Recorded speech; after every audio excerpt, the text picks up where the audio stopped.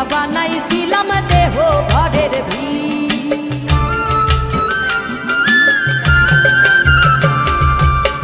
দেওয়ালের মাঝখানে হয় পাপ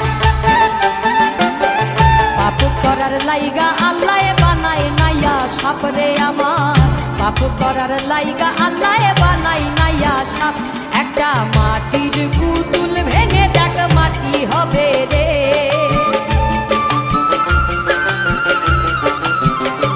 একটা মাটির পুতুল ভেঙে দেখ মাটি হবে রে ওই আল্লাহ মাফ করো আমায়